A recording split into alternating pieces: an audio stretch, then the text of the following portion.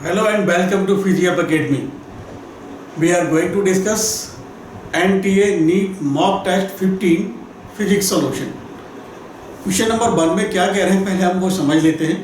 Question number 1 कहा जा रहा है कि कोई भी एक करंट है I is equal to 20 sin 100 pi t and this current is flowing in first coil and due to this current a EMF is induced in second coil. और कहा जा रहा है जो सेकेंड कोयल में मैक्सिमम EMF इंड्यूस्ड हो रहा है दैट इज 10 पाई वोल्ट. तो हमसे पूछा जा रहा है what is the mutual induction between the two coils. Let आप जानते हैं ये हमने मान लिया फर्स्ट कॉइल और ये सेकेंड कॉइल. इसे हम फर्स्ट कॉइल दिखा रहे हैं, इसे सेकेंड कॉइल. और इस फर्स्ट कॉइल में ये करंट फ्लो हो रहा है जो ये दिया गया है और इसमें जो EMF मैक्सिमम इंड्यूस्ड हुआ वो 10 pi volt. We know relation between EMF and coefficient of mutual induction is given by that is आप देख रहे हैं EMF is equal to minus M D I upon D T. EMF is equal to minus M D I upon D T. यहाँ से हम D I upon D T निकाल सकते हैं डिफ्रेंशिएटिंग दिस. तो जब हम D I upon D T find out करेंगे तो हमें मिलेगा, हम जानते हैं साइन ओमेगा टी का जो डिफ्रेंशिएशन होता है that is omega cos omega T. तो ये आएगा 20 साइन 100 पाई टी का आ जाएगा. ओमेगा ओमेगा की जगह है 100 पाई 100 pi cos 100 pi T. Putting this value here, जब हम इस वैल्यू को यहाँ पुट करेंगे D I upon D T को हम यहाँ पर पुट करते हैं तो हमें मिलता है EMF इजिकल टू माइनस का m और ये 20 into 100 pi cos 100 pi T. For maximum value of EMF obviously ये कॉस 100 पाई टी का वैल्यू 1 होना चाहिए क्योंकि हम जानते हैं कॉस थीटा का जो मैक्सिमम वैल्यू होता है वो 1 होता है. तो EMF मैक्सिमम हो जाएगा माइनस का m और 20 multiplied by 100 pi cos 100 pi T की जगह हमने 1 यूज कर लिया. E मैक्स हमको दिया गया है 10 पाई. तो हमें मिलता है 10 पाई इक्वल टू माइनस का m multiplied by 20 multiplied by 100 पाई. पाई से पाई कैंसिल, 1 0 से 1 0 कैंसिल, तो m आएगा माइनस का 1 अपॉन 200. तो हम m का मॉड निकालेंगे तो ये आ जाएगा 0.5 into 10 to the power minus 2 या कहते 5 into 10 to the power minus 3 henry. तो m मिलता है हमें 5 milli henry. Option D correct. Option D.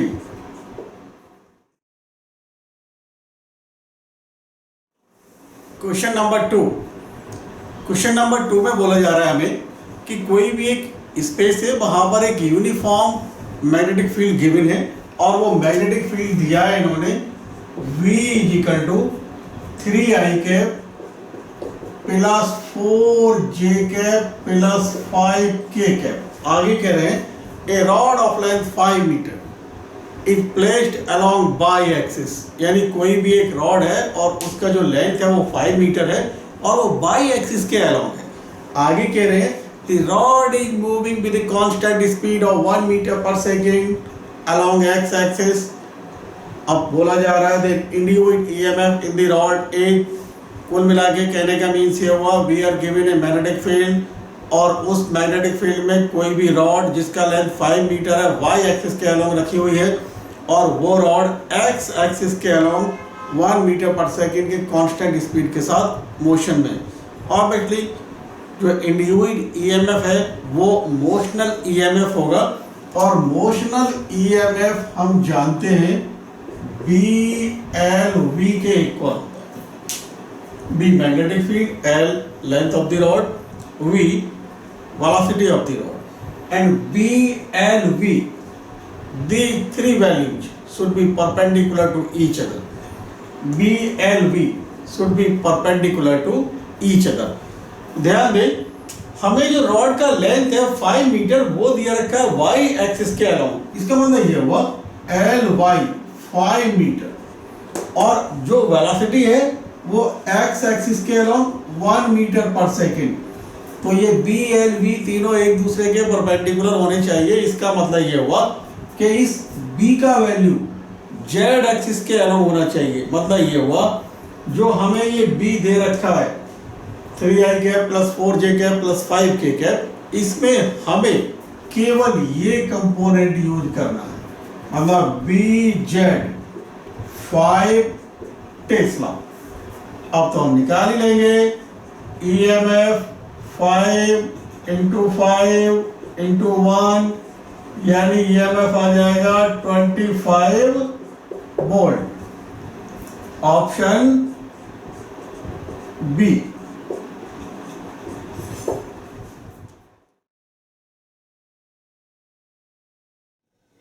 Question number 3। Question number 3 में हमें एक स्टेप डाउन ट्रांसफार्मर दिया गया। वास्तव में उसकी हमसे एफिशिएंसी पूछा जा रहा है।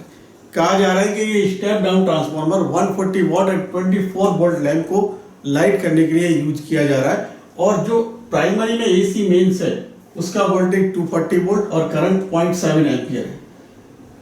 आप जानते हैं ट्रांसफार्मर में एक प्राइमरी कॉइल, एक secondary coil, input primary coil को दिया जाता है और आउटपुट सेकेंडरी कॉइल पर लिया जाता है। तो ये आउटपुट, यानी आउटपुट का जो पावर है वो 140 वॉट और वोल्टेज 24 वोल्ट।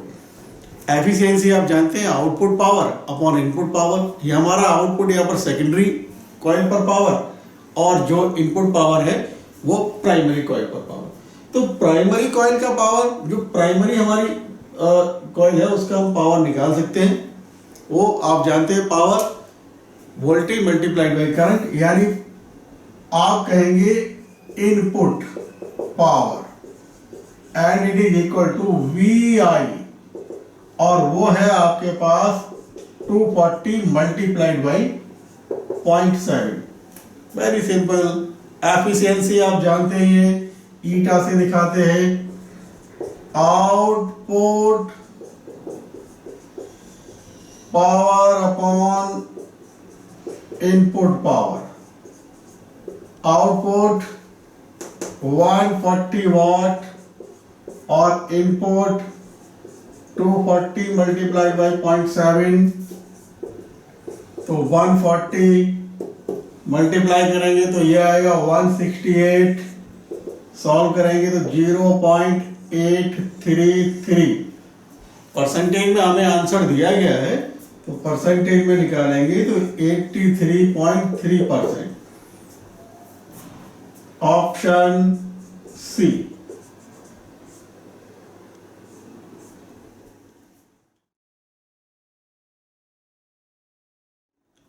क्वेश्चन 4 में कह रहे हैं हमें एक LCR सर्किट दिया गया है और उसमें करंट फ्लो हो रहा है I equal to 20 sine sine 100 pi t plus pi by 3। आगे कह रहे हैं the voltage across the inductance का वैल्यू दे रखा है L 0.1 हेनरी, और हमसे वोल्टेज पूछा है इस इंडक्टेंस के अलोंग t इक्वल टू 0 पर। हम जानते हैं, देखो यहां से हम देखेंगे तो ओमेगा हमें मिल जाएगा, ओमेगा 100 पाई, तो हम XL निकाल सकते हैं। ओमेगा L, ओमेगा है 100 पाई और L है 0.1, यानी ये आ जाएगा 10 पाई। हमसे पूछा जा रहा है वोल्टेज BL, और BL होता है IXL। I हमें आई दे रखा है 20 sine 100 pi T plus pi by 3, लेकिन हम जानते हैं एल के लिए इंडक्टेंस के लिए वोल्टेज करंट से पाई बाई 2 लीड करता है। तो यहाँ पर जो पाई अपॉन 3 दिख रहा है वो वास्तव में वोल्टेज के केस में पाई अपॉन 3 नहीं बल्कि pi upon 3 plus pi by 2 होगा। और t इजिकल टू 0 पर हमसे पूछा गया तो t की जगह हम 0 लगा देंगे।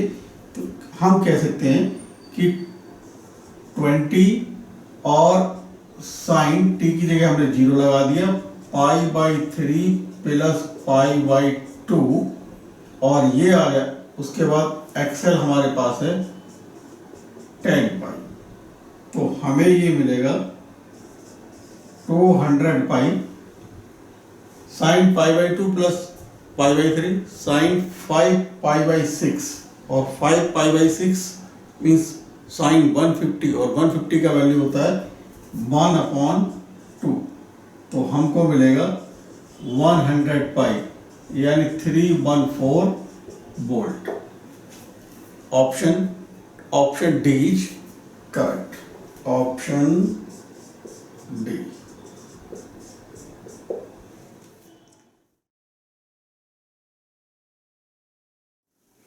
फाइव क्वेश्चन बोला जा रहा है the time required for a 50 hertz alternating current to increase from 0 to 70.7% of its peak value। देखिए करंट, एसी करंट आप जानते हैं it depends on time and at a particular moment of time it is given by I is equal to I naught sin omega t। I naught is peak current and omega its angular frequency t time। I is the current at time t। हमसे कहा जा रहा है इसका frequency इन्होंने 50 hertz दिया गया है और कह रहे हैं कि इसकी वैल्यू किसकी, I की वैल्यू 0 से कितना 70.7% ऑफ पीक वैल्यू, मतलब I हमें दिया गया है 70.7% ऑफ I नॉट, मतलब हुआ I is equal to 70.7 upon 100 of I not यानी 0.707 I नॉट पुट कर देते हैं यहाँ पे, तो ये आएगा 0.707 I naught is equal to I naught sine omega t. I naught cancel 0.707 अगर हम सॉल्व करेंगे तो 1/√2 आता है, 1/√2 और ये sign omega T 1/√2 sign omega T में पाई बाई 4 का वैल्यू होता है, तो हम लिखेंगे भाई omega t equal to pi by 4, omega मतलब 2 पाई एफ टी और ये पाई बाई 4, पाई से पाई कैंसिल, एफ यानी फ्रीक्वेंसी इन्होंने हमको दिया है 50 हर्ट्ज, तो टाइम आ जाएगा 1/4 मल्टीप्लाइड बाई 2 मल्टीप्लाइड बाई 50, यहां लिख देते हैं टाइम 1/, ये आएगा आपके पास 400 यानी t इक्वल टू आएगा 0.25 इंटू 10⁻⁻² सेकेंड यानी t आ जाएगा 2.5 मिली सेकेंड। ऑप्शन ए।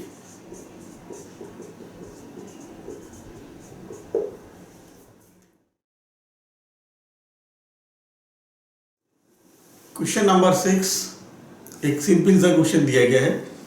बोला जा रहा है एक मैग्नीफायर में जो कॉन्वेक्स लेंस यूज किया गया है उसका फोकल लेंथ 10 सेंटीमीटर यानी फोकल लेंथ 10 सेंटीमीटर और इमेज बन रहा है least distance of distinct vision यानी 25 सेंटीमीटर पर। तो v हमें दे रखा है 25 सेंटीमीटर, हमें u फाइंड आउट करने के लिए बोला गया है। लेंस फॉर्मूला आप जानते हैं 1/v minus 1/u is equal to 1/f। v 25 minus 1/u is equal to 1/10, तो माइनस का 1/u आपको मिलेगा 1/10 माइनस का 1/25 इधर लिख लेते हैं -1/u, ये आएगा आपके पास 250 और 25 - 10 यानी -1/u आ गया 15/250 यानी u आ गया माइनस का 250/15, तो u आ जाएगा माइनस का 3 और ये 50, तो ये अप्रॉक्सीमेटली 16 पॉइंट समथिंग आएगा। आंसर में हमें जो अप्रॉक्सीमेट वैल्यू दे रखा है वो 16 सेंटीमीटर, तो हम कह सकते हैं माइनस का 16 centimetre. Option D correct, option D correct.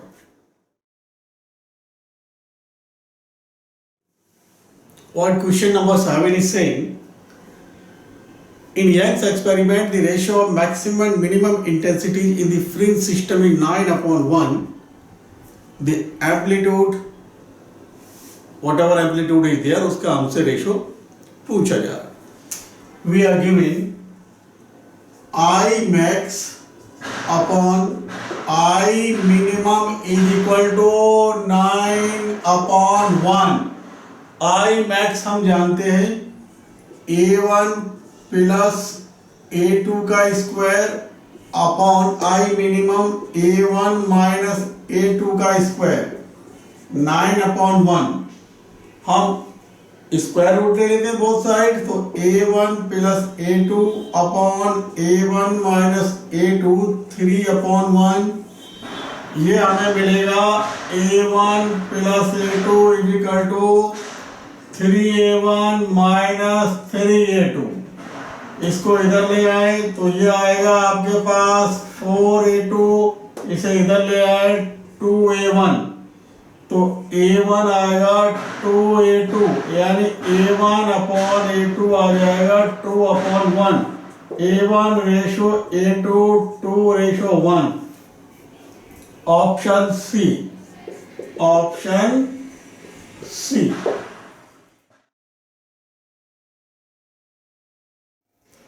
Question number 8 में हमसे बोला जा रहा है कि एक प्लेन ऑफ कॉन्वेक्स लेंस दिया गया है और उसके प्लेन सरफेस को इन्होंने पॉलिश कर दिया गया है, जैसे कि फिगर में दिखाया गया है। और जो प्लेन ऑफ कॉन्वेक्स लेंस है उसका फोकल लेंथ इन्होंने कैपिटल F दिया है, और अब हमसे ये पूछ रहे हैं कि भाई it will behave as, 4 option दे रखे हैं।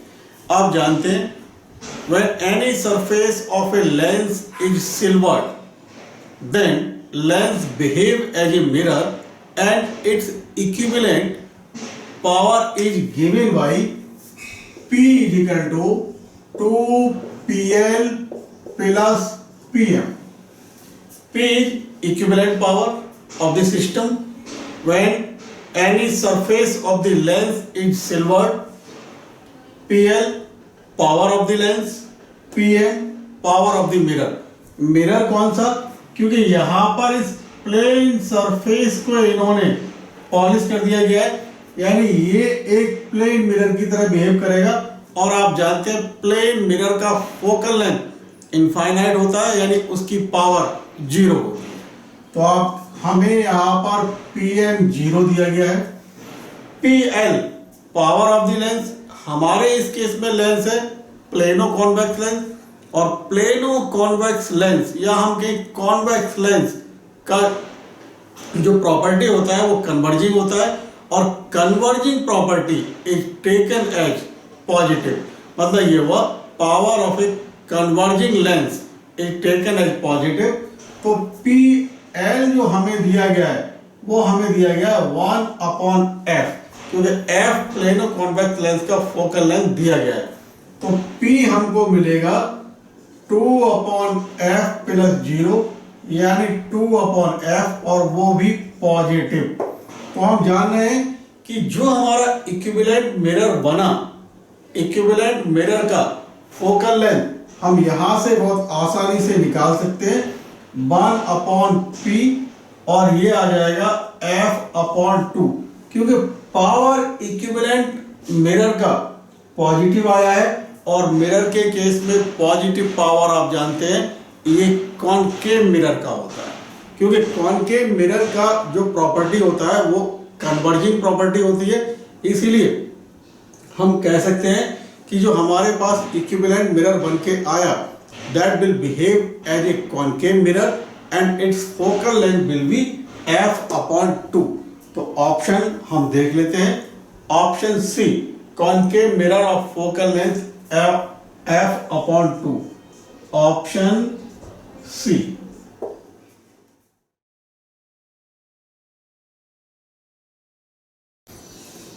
क्वेश्चन नंबर 9 एक जेनर डायोड को बिलोंग करता है और हमसे पूछा जा रहा है, जो सामने फिगर दे रखा है, कि इसमें आई करंट का वैल्यू क्या है।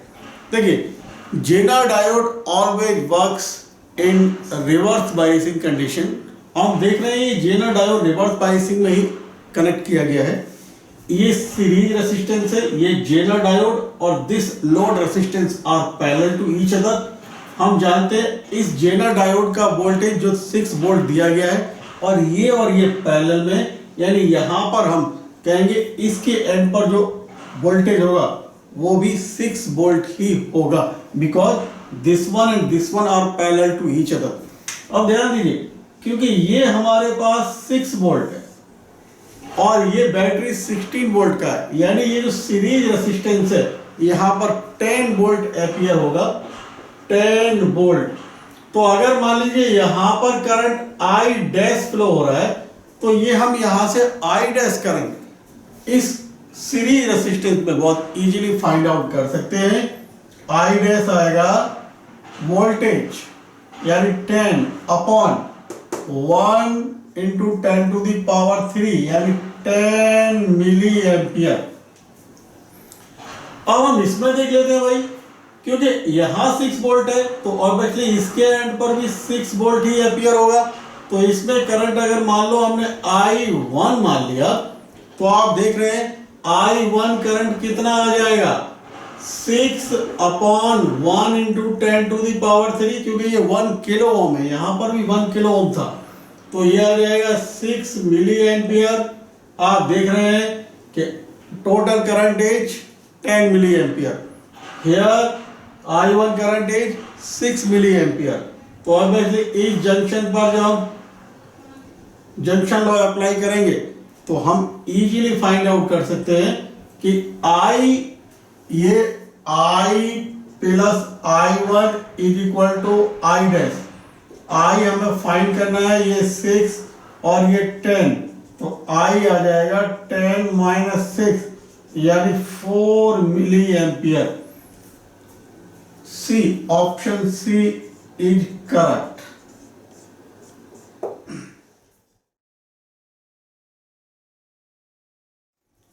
Question number 10, we are given a logic gates. ये आप देख रहे हैं कि नॉर गेट है, ये नैंड गेट है और ये नॉट गेट। क्वेश्चन में हमसे बोला जा रहा है कि भाई आउटपुट यानी कैपिटल आर का वैल्यू 1 चाहिए, हाई चाहिए। तो इसके लिए एक्स और वाई क्या हो। तो मैं इसी सर्किट को दोबारा से रीराइट करता हूं। ये है हमारे पास जो नॉर गेट, उसको मैंने बना दिया कुछ इस तरीके से, ये ऐसे। आप जानते हैं नॉर गेट का मतलब हुआ और प्लस नॉट गेट, और इधर हमारे पास ये है एक और गेट, दिस वन, तो ये ऐसे, और यहां पर हमारे पास ये नैंड गेट है, तो इसको हम ऐसे बनाएंगे लाइक दिस। नैंड गेट को हमने क्या किया भाई, एंड प्लस नॉट, और यहां आप देख रहे हैं ये और ये इस तरीके से, ये x है, ये y है, ये यहाँ पर x है और ये v यहाँ पर एक नॉट गेट लगा हुआ है। ये r है जिसका वैल्यू ये 1 कहते हैं आना चाहिए, और ये आपको p दिया है और ये o दिया है। ऑब्वियसली आउटपुट का जो वैल्यू है वो ये कह रहे हैं 1 आना चाहिए। तो जब आउटपुट का वैल्यू 1 आना चाहिए, यानी ये नॉट से बाद में 1 आ रहा है, तो नॉट से पहले 0 हो। अब ये और गेट, और गेट का आउटपुट जीरो तभी होता है जब दोनों इनपुट जीरो होते हैं, यानी ये भी जीरो आएगा इनपुट और ये भी जीरो। चलिए भाई, अब पहले इस जीरो के कोरस्पॉन्डिंग इस तरीके से यहां पहुंचते हैं एक्स और वाई के लिए, ये जीरो। तो अभी जैसे हम बात किए, आउटपुट और गेट का जीरो तभी होता है जब दोनों इनपुट जीरो होते हैं, यानी ये जीरो मतलब जीरो, यानी ये जीरो और ये जीरो। तो भाई बाई तो जीरो हो ही गया, और ये एक्स यहां बन रहा होगा तभी तो ये जीरो हो गया, क्योंकि यहां बीच में नॉट गेट लगा हुआ।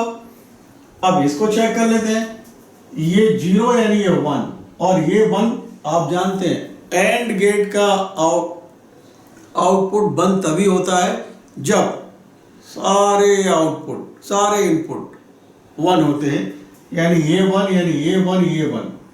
अब ये वन तो ये तो एक्स, यहां से भी देख लीजिए तो वन आ गया, इधर से भी वन आ गया, और यहां से ये वन है तो ये ऑब्वियसली जीरो होना चाहिए। तो हम देख लिए वाई जीरो, इसका मतलब ये हुआ एक्स की वैल्यू वन और वाई की वैल्यू जीरो। हम देख रहे हैं ऑप्शन सी करेक्ट ऑप्शन।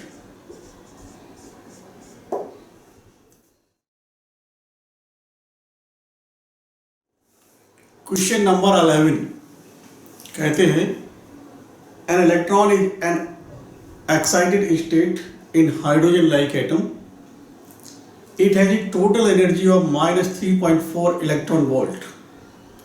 कह रहे हैं the kinetic energy of the electron is capital E and its de Broglie wavelength is lambda. तो वास्तव में हमें पूछा जा रहा है कैपिटल ई यानी काइनेटिक एनर्जी और डी ब्रोगली वेवलेंथ यानी लैम्डा की वैल्यू इन्होंने पूछा। देखिए, हाइड्रोजन एटम या हाइड्रोजन लाइक एटम में जो टोटल एनर्जी होता है इलेक्ट्रॉन का, वही पॉजिटिव वैल्यू के साथ काइनेटिक एनर्जी होता है। मीन्स ये हुआ कि total energy is equal to kinetic energy, और हमें काइनेटिक एनर्जी ई दिया गया है और वो है 3.4 electron volt. D Broglie wavelength बहुत आसान, लैम्डा इज इक्वल टू आप जानते हैं h upon square root twice of M E, h 6.63 into 10 to the power -34। टू आप देख ही रहे हैं, mass of electron 9.1 into 10 to the power -31। E kinetic energy 3.4 electron volt, joule में कन्वर्ट करेंगे तो ये आ जाएगा 3.4 into 1.6 into 10 to the power -19। By the way, अगर हम एक बार ऑप्शंस पर देखते हैं तो हम देख रहे हैं कि ऑप्शन में आइदर बी ऑप्शन या सी ऑप्शन करेक्ट होगा, और बी और सी में जो ई का वैल्यू है वो 3.4 इलेक्ट्रॉन वोल्ट है, लेकिन लैम्डा का value 6.6 into 10 to the power -10 B option में, और सी ऑप्शन में 6.6 इंटू 10 टू द पावर -11। मतलब वैल्यू 6.6 है, multiplied by 10 to the power -10 या multiplied by 10 to the power -11। तो अगर हम 6.6 यानी ये सब का कैलकुलेशन अप्रोक्सीमेशन के साथ देखें, केवल 10 टू द पावर जो पावर है 10 की पावर है उस पर कंसंट्रेट करें तो हम जल्दी आंसर पर पहुंच सकते हैं। वही मैं ये करने जा रहा हूँ। 6.63 इंटू 10 टू द पावर -34। ध्यान दे बच्चों, 9.1 को मैं 9 ले लेता हूँ, 2 इंटू 9। 3.4 को 34 लिखूंगा, 1.6 को 16 लिखूंगा, तो 3.4 और 1.6 के लिए 10 to the power -2, 10 to the power -31, 10 to the power -19 और 10 टू द पावर -2।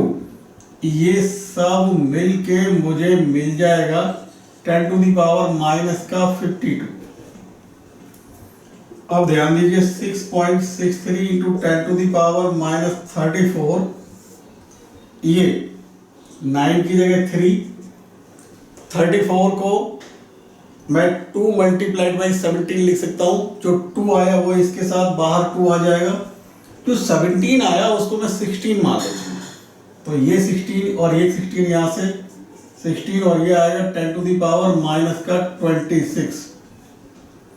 तो ये मुझे लगभग 6.63 into 10 to the power minus का 34 प्लस का 26 और ये 6 इंटू 16 और मुझे लगभग ये मिलेगा 0.066 into 10 to the power minus का 8। तो हम कह सकते हैं 10 टू द पावर माइनस 10, यानी 6.6 into 10 to the power minus 10 metre. Option B correct.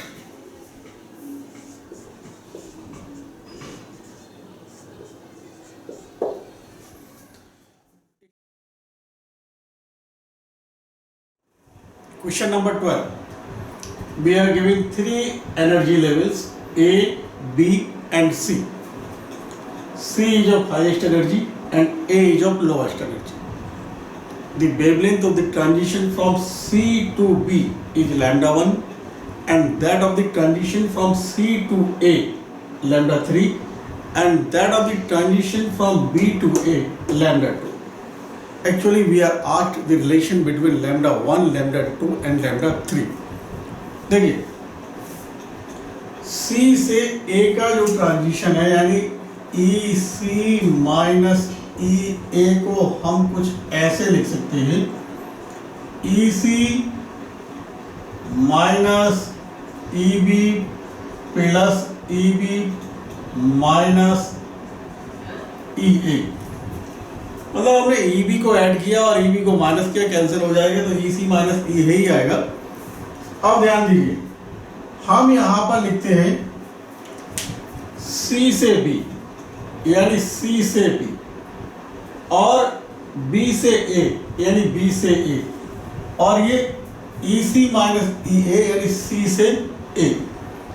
तो ये जो ट्रांजिशन है हम ऐसे इसको समझ सकते हैं, EC minus EA, that means energy difference between C and A। और आप जानते हैं energy difference between C and A is given by E is equal to HC upon lambda, lambda wavelength between C and A जो कि यहाँ lambda 3 है।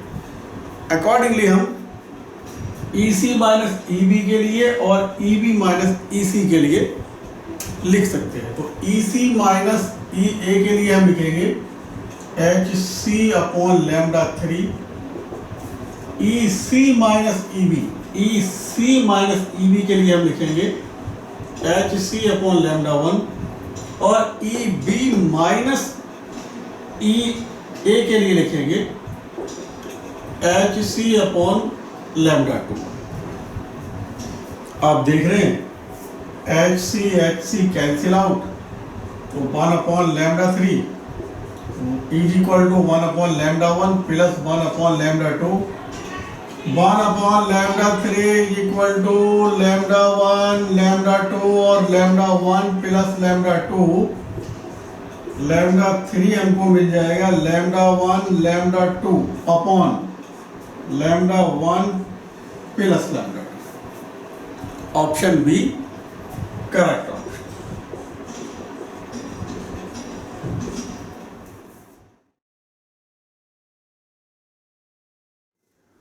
What question 13 is saying, कहा जा रहा है कि अगर ओवर ब्रिज कॉन्वेक्स की जगह कॉनकेव हो जाए तो thrust on the road at the lowest position will be.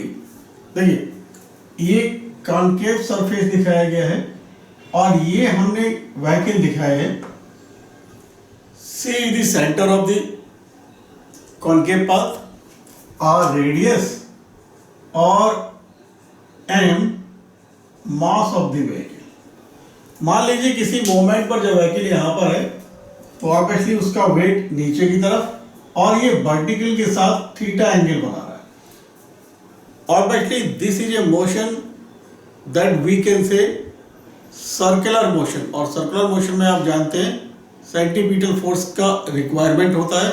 तो यहाँ पर जो हमें सेंटीपीटल फोर्स मिलेगा वो मिलेगा mg, या हम इस पोजीशन में क्या mg का कंपोनेंट mg cos थीटा, और ये जो नॉर्मल रिएक्शन है उसके रिजल्टेंट से नॉर्मल रिएक्शन इधर की तरफ mg cos थीटा इधर की तरफ, तो हम कहेंगे अगर यहाँ पर वेलोसिटी v है तो हम कहेंगे n minus mg cos theta is equal to mb square upon r। जब ये वैल्यू यहां पर आ जाएगा तो ऑब्वियसली थीटा का वैल्यू कितना हो जाएगा, 0। थीटा 0 लगा दीजिए तो n और cos 0 का वैल्यू 1 n minus mg is equal to आएगा mb स्क्वायर अपॉन r, और n आपको मिलेगा mg plus mb square upon r। तो हम देख, और n ही हमें फाइंड आउट करना है। हमसे बोला जा रहा है the thrust on the road at the lowest position, यानी यहां पर। तो n आ गया हमारे पास mg plus mb square upon r। Option A is correct. Option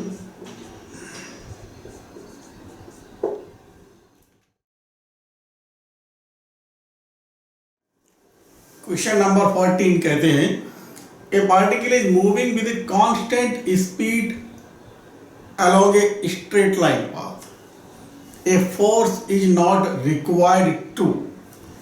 कोई भी एक पार्टिकल है और वो एक स्ट्रेट लाइन में कांस्टेंट स्पीड से मोशन में है। आगे कह रहे हैं a part force is not required to increase it speed. Obviously जब हम स्पीड को इंक्रीज करेंगे दैट मीन्स ये एक्सेलरेटेड होगा, और जब एक्सेलरेट करने के लिए ऑब्वियसली फोर्स चाहिए, यानी option A is not correct. आगे कह रहे हैं decrease the momentum. Momentum decrease करने का मतलब ये हुआ कि उसका स्पीड डिक्रीज कर रहे हैं, क्योंकि मास तो हम चेंज नहीं कर सकते, मास कांस्टेंट। मोमेंटम डिक्रीज के लिए स्पीड डिक्रीज करना पड़ेगा, यानी वेलोसिटी डिक्रीज करना पड़ेगा, या वेलोसिटी जो हम डिक्रीज करेंगे तो इसका मतलब ये हुआ कि वहाँ पर रिटार्डेशन होगा, यानी फोर्स की नीड होगी। Option B is not correct. C में कह रहे हैं चेंज दी डायरेक्शन। ऑब्वियसली जब डायरेक्शन चेंज करेंगे तो इसका मतलब क्या हुआ, वेलोसिटी में चेंज होगा। वेलोसिटी में चेंज है तो इसका मतलब एक्सेलरेशन होगा, एक्सेलरेशन है तो इसका मतलब फोर्स होगा, यानी सी भी करेक्ट नहीं है। इसका मतलब लास्ट वाला देखते हैं, keep it moving with uniform velocity. Obviously it is correct answer, क्योंकि कहा जा रहा है keep it moving with uniform velocity, मतलब ये हुआ उसे मूव करने दें यूनिफॉर्म वेलोसिटी। तो जब वेलोसिटी चेंज ही नहीं होगी, वेलोसिटी चेंज नहीं होने का मतलब ये हुआ कि ना तो उसका डायरेक्शन चेंज करना है ना उसका मैग्नीट्यूड चेंज करना है।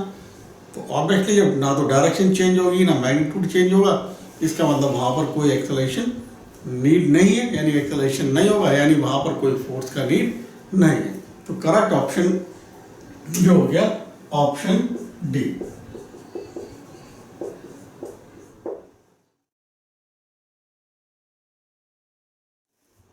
Question 15 is also a theoretical question. बोला जा रहा है which of the following statement is not true. कौन सा स्टेटमेंट सही नहीं है। कहते हैं the coefficient of friction between the two surfaces increases as the surface in contact are made rough. Obviously जब सरफेस को हम रफ बना देंगे तब तो कोएफिशिएंट ऑफ फ्रिक्शन इंक्रीज होगा, और यहाँ कहा जा रहा है the coefficient of friction between two surfaces increases as the surface in contact are made rough। यानी ये बात सही है, लेकिन बोला क्या जा रहा है हमसे, कौन सा स्टेटमेंट ट्रू नहीं है, यानी ऑप्शन ए तो ट्रू है, यानी ये हमारा आंसर नहीं हुआ। बी ऑप्शन के पास चलते हैं।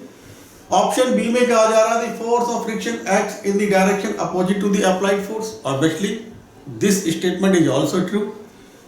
सी में चलते हैं, rolling friction is greater than sliding friction. गलत भाई, रोलिंग फ्रिक्शन तो आप जानते हैं सबसे कम फ्रिक्शन होता है, और रोलिंग तो सबसे कम फ्रिक्शन होने के कारण ही प्रीफर किया जाता है, जिससे कि हम अपने डेली लाइफ में भी समझ सकते हैं, देख सकते हैं कि किसी भी हैवी बॉडी को किसी भी रोलिंग ट्रॉली के ऊपर रख दिया जाए तो इजीली हम उसे एक प्लेस से दूसरे प्लेस पर ले जाते हैं, बिकॉज क्योंकि रोलिंग फ्रिक्शन ही सबसे कम फ्रिक्शन होता है।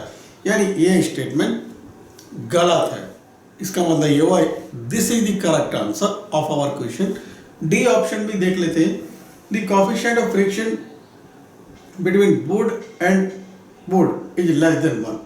तो ऑप्शन सी हम देख रहे हैं हमारा correct answer, option C.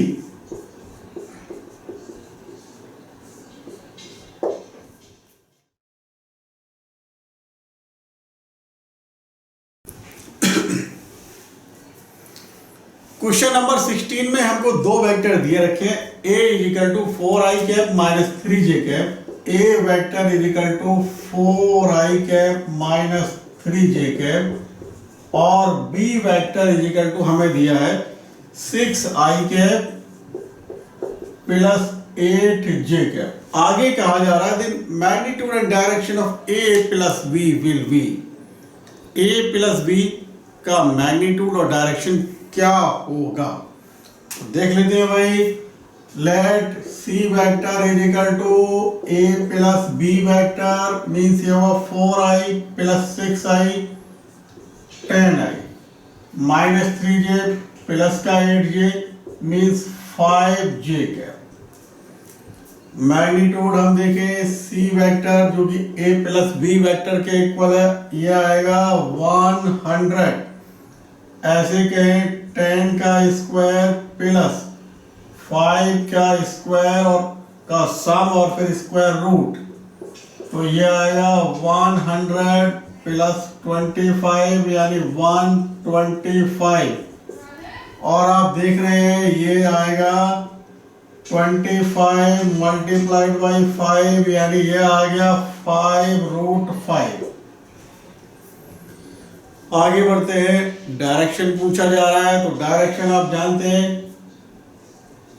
tan alpha is equal to coefficient of j divided by coefficient of i, यानी tan अल्फा ये आएगा 5/10 यानी 1/2, तो अल्फा आ जाएगा tan इनवर्स 1/2।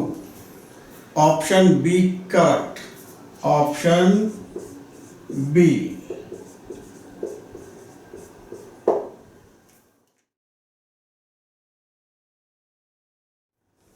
क्वेश्चन नंबर 17 में कहा जा रहा है the random error in the arithmetic mean of 100 observation is x, then the random error in the arithmetic mean of 400 observations would B.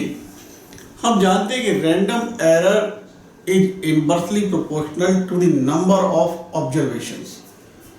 पहले केस में हमें जो रैंडम एरर दिया गया x और उस समय जो ऑब्जर्वेशंस हैं वो है 100, तो हम कह सकते हैं x is equal to k/100। k कोई प्रोपोर्शनलिटी कांस्टेंट है।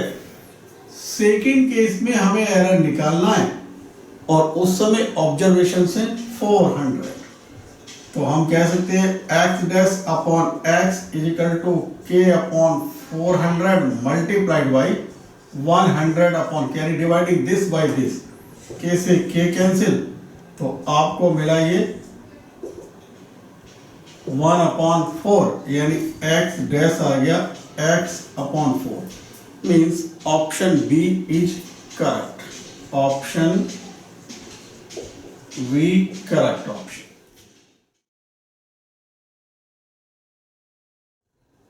क्वेश्चन 18 हमसे कहते हैं 50 gram ice at 0 degree centigrade is kept in an insulating vessel and 50 gram water at 100 is mixed in it. Then the final temperature of the mixture is, neglect the heat loss.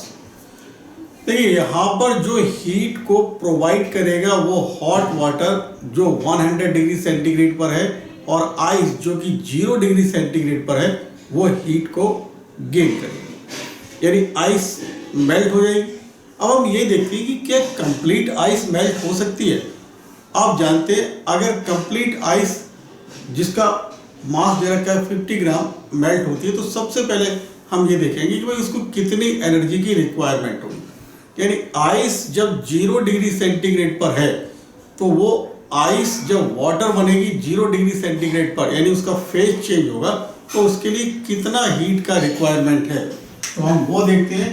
यानी वो हम कह लेंगे Q1 is equal to ml by latent heat से M50, और latent heat of fusion जो होता है वो 80, तो ये आ जाएगा 00 और ये 4000 कैलोरी हमें हीट चाहिए। और अगर कंप्लीट वाटर जो 50 ग्राम है और वो अगर 100 डिग्री सेंटीग्रेड पर दिया गया, 0 डिग्री सेंटीग्रेड वाटर पर आए, तो हम देखते हैं कि भाई उसके पास कितनी एनर्जी वो दे सकता है। तो आप देख रहे हैं M S delta theta, M है 50, S specific heat for water is equal to 1 और ये 100, तो ये आ जाएगा 5000 कैलोरी। इसका मतलब ये हुआ this one is greater then this, यानी water at 100 degree centigrade is having sufficient amount of energy so that all the ice will melt, यानी सब के सब आइस मेल्ट हो जाएगी और वो अपना टेम्परेचर 0 डिग्री वाटर से कुछ आगे इंक्रीज कर लेगा। तो ध्यान दे लेते हैं भाई heat taken is equal to heat given, तो हीट टेकन बाई आइस वो हो जाएगा ml प्लस ms, और ये मान ले टेम्परेचर T हो गया, तो T minus 0 is equal to ms। ये वाटर के लिए हम लिख रहे हैं जो कि 100 डिग्री सेंटीग्रेड पर था, उसका टेम्परेचर कम हो जाएगा, तो वो आएगा 100 माइनस T। m वास्तव में इतना ही है, यानी 4000 प्लस, अब ये आइस जो वाटर में कन्वर्ट हो गया 50 और वाटर का specific heat 1 multiplied by T, ये वाटर का मास जो कि 100 डिग्री सेंटीग्रेड पर था 50 स्पेसिफिक हीट 1 और ये 100 माइनस T, तो हम देखते हैं 4000 plus 50T is equal to 5000 minus 50T। इसे इधर ले आए और इसको इधर ले जाए, तो इसे इधर लाएंगे तो ये 100T और इसे इधर ले जाएंगे तो ये 1000, तो T आपको मिलेगा 10 degree centigrade. Means option A is correct, option ई।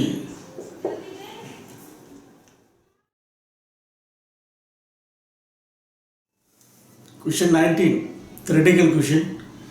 कहा जा रहा है distribution of energy in the spectrum of black body can be correctly represented by, obviously answer is Planck's law. Planck's law explains the distribution of energy at high temperature as well as low temperature. दूसरा जो Wien's law है that give the relation between Wien's law give the relation between absolute temperature and wavelength corresponding to maximum energy.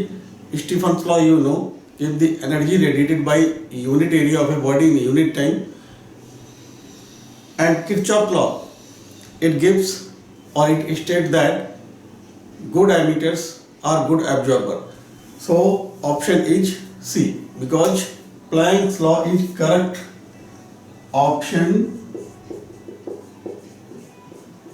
C. Question 20 again a theoretical question. कहा जा रहा है air is bad conductor of heat और partly conduct heat, still the vacuum is to be placed between the walls of a thermos flask. इसका reason पूछा जा रहा है, ऐसा क्यों होता है। देखिए हीट जो कंडक्ट होती है तो उसकी कंडक्ट होने के 3 रीजन्स हो सकते हैं। There are 3 modes of conduction of heat. One is conduction, दूसरा कन्वेक्शन और तीसरा रेडिएशन। रेडिएशन के लिए किसी मीडियम का कोई नीड नहीं होता है, लेकिन कंडक्शन और कन्वेक्शन दोनों के लिए कंडक्शन और कन्वेक्शन दोनों के लिए मीडियम होता ही होता है, मीडियम की नीड होता ही होता है। ठीक है कि एयर अपने आप में, एयर जो है वो अपने आप में बैड कंडक्टर है या पार्टली हीट को कंडक्ट करती है, लेकिन जब हम थर्मस फ्लास्क के जो बाल्स हैं उनके बीच में अगर वैक्यूम भर देते हैं यानी एयर को हटा देते हैं तो होता ये है कि कन्वेक्शन को हम रिड्यूज कर देते हैं। और जब हमने कन्वेक्शन को रिड्यूज कर दिया यानी कुछ हद तक हमारा मकसद प्रूव हो जाता है, इसलिए वहाँ पर हम वैक्यूम फिल करते हैं, एयर को हटा देते हैं। तो आप देख रहे हैं option C is correct, option C.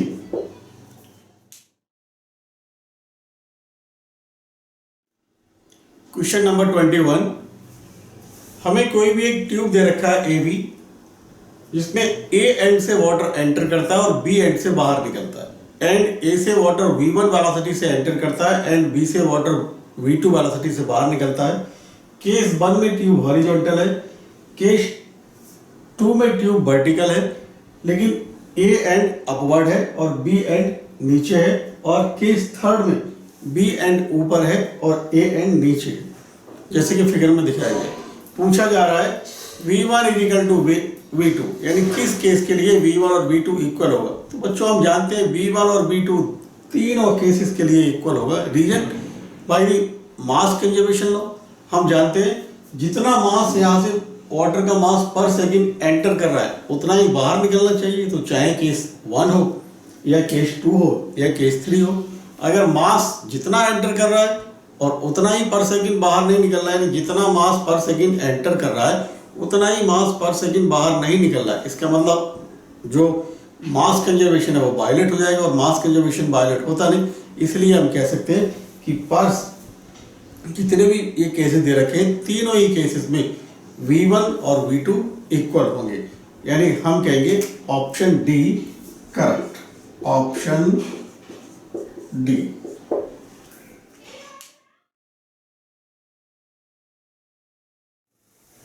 Question 22, कहा जा रहा है कोई भी एक बुलेट है और उसका मास 5 ग्राम है और वो 100 मीटर पर सेकंड की वेलोसिटी से चल रहा है और किसी भी वुडन ब्लॉक को हिट करता है और वुडन ब्लॉक में 6 सेंटीमीटर तक पेनिट्रेट कर जाता है।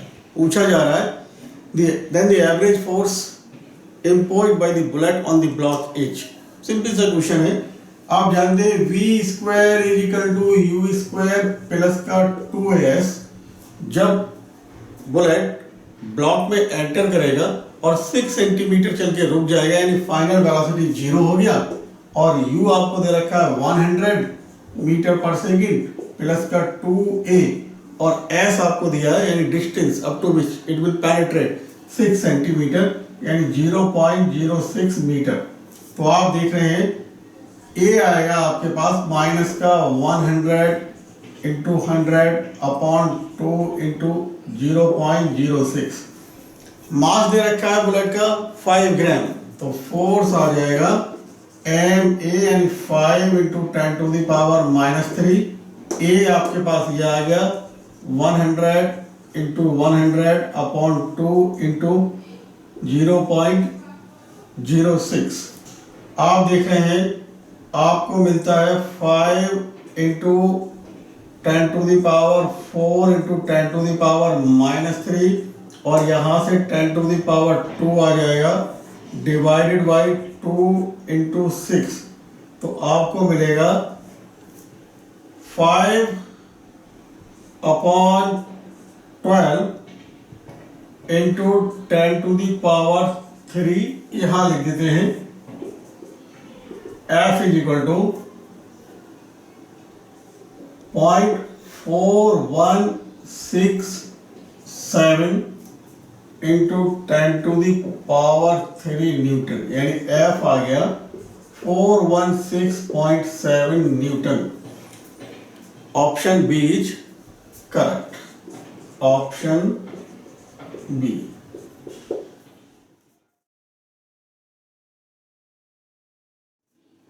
क्वेश्चन 23 में हमसे बोला जा रहा है we are given a constant pressure air thermometer, और ये जो कांस्टेंट प्रेशर एयर थर्मोमीटर है वो 47.5 यूनिट्स का रीडिंग देता है जब हम उसको आइस कोल्ड वाटर में इमर्ज करते हैं।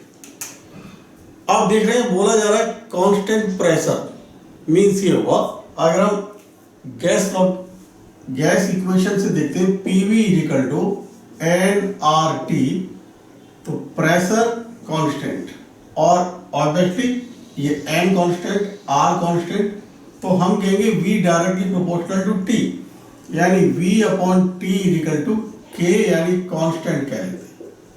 हमसे कहा जा रहा है जब V का वैल्यू 47.5 यूनिट्स है उस समय T का वैल्यू 0 डिग्री सेंटीग्रेड यानी 273 केल्विन है। अब आगे कह रहे हैं जब V का वैल्यू 67 यूनिट हो जाएगा तो उस समय जो बॉइलिंग पॉइंट है वो लिक्विड का कितना होगा। देखते हैं भाई, तो भाई ये सामने V upon T equal to constant यही लगा देते हैं। तो V है आपके पास 47.5 अपॉन 273 और जब V हो जाएगा 67 तो T कितना आएगा देखते हैं। T आप देख रहे हैं 67 इंटू 273 अपॉन 47.5 केल्विन, इधर लिख देते हैं।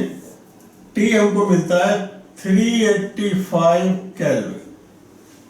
आंसर हमने दे रखे हैं सभी सेंटीग्रेड में, तो T इक्वल टू 385 माइनस 273 यानी T आपको मिलेगा 112 degree centigrade.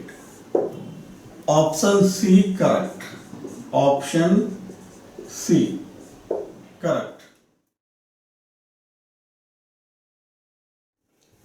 Question 24 theoretical question, when vapor condenses into liquid, बोला जा रहा है option A it absorbs heat, B it liberates heat, see its temperature increases, D its temperature decreases. Best answer is it's liberates heats. Obviously vapour के पास बहुत energy होती है और जब वो लिक्विड में कंडेंस होती है तो जितना उसके पास एक्सेस अमाउंट ऑफ एनर्जी है फेज चेंज के लिए उसको वो लिबरेट कर देती है, क्योंकि यहाँ हम देख रहे हैं वेपर से लिक्विड बन रहा है यानी फेज चेंज हो रहा है, तो जो एक्सेस एनर्जी है उसको वो लिबरेट कर देती है। Option B is correct.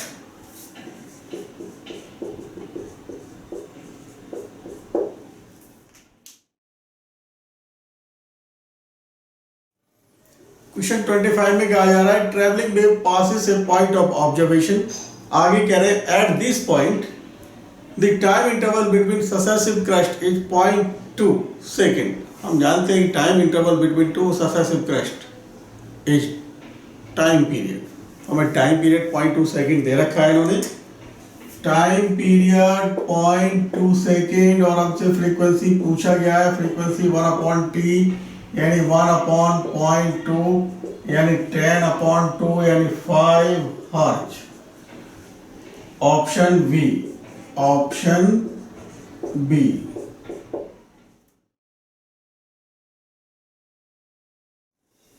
Question 26, a tuning fork makes 256 vibrations per second in air।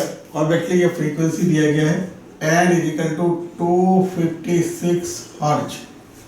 आगे कह रहे हैं when the velocity of sound is 330 metre per second, 330 metre per second, तो आपसे पूछा जा रहा है वेवलेंथ।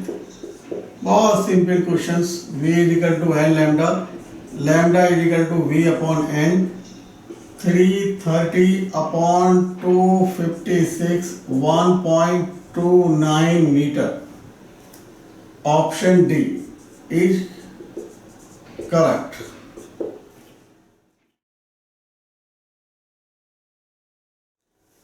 क्वेश्चन नंबर 27 में कहते हैं particle execute simple harmonic motion of time period capital T।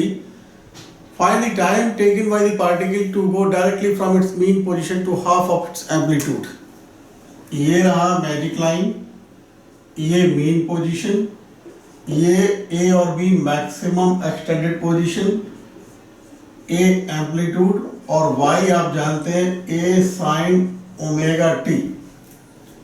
O mean position से पार्टिकल अपना मोशन शुरू करता है, इसीलिए इसका equation for displacement is given by y is equal to a sin omega t। Y इनका कहना है जब वाई की वैल्यू a/2 हो जाए तो उस समय t यानी स्मॉल t क्या होगा, तो sine omega t equal to 1/2, omega t आप जान रहे हैं 1/2 यानी 30 का वैल्यू π/6, तो 2π/कैपिटल T small t equal to π/6, pi से पाई कैंसिल, टी आ जाएगा t/12। Option D correct, option D.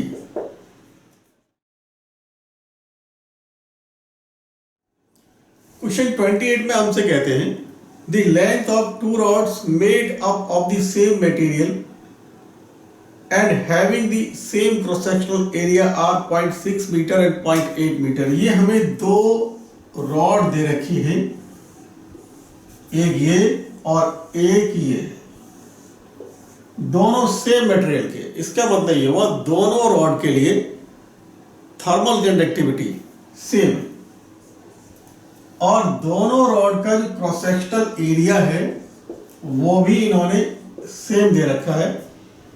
First rod का लेंथ दे रखा है 0.6 मीटर और इसका 0.8 मीटर।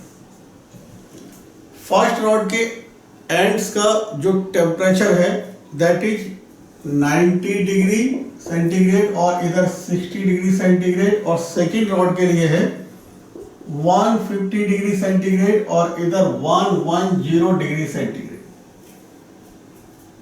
आगे हमसे पूछते हैं for which rod the rate of conduction of heat will be greater. आप जानते हैं rate of conduction of heat delta Q upon delta T is given by A K θ1 minus θ2 upon delta X. दोनों rod के लिए ए और के same है।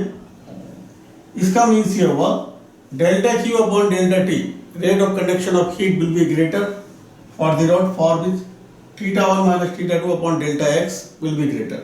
तो देख लेते हैं भाई, ये तो सेम हो गया दोनों के लिए। θ1 माइनस θ2 इसके लिए हो गया। फर्स्ट रॉड के लिए हम देखते हैं delta Q upon delta T. आप देख रहे हैं 90 माइनस 60 यानी 30 और डेल्टा एक्स 0.6, तो ये आ जाएगा 300 अपॉन 6 यानी 50। और सेकेंड रॉड के लिए delta Q upon delta T directly proportional to θ1 minus θ2 यानी 150 माइनस 110 यानी ये आएगा 40 और अपॉन 0.8 यानी हम कहेंगे 400 अपॉन 8 यानी 50। तो दोनों के लिए जो rate of conduction of heat है वो इक्वल आ गया, same. That means option C, option C is correct.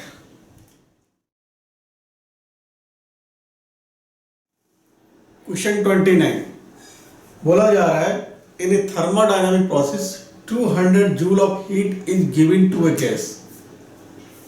Gas को 200 जूल हीट दिया गया है यानी डेल्टा क्यू पॉजिटिव है 200 जूल। आगे कह रहे हैं 100 joule of work is done on it means compression is taking place.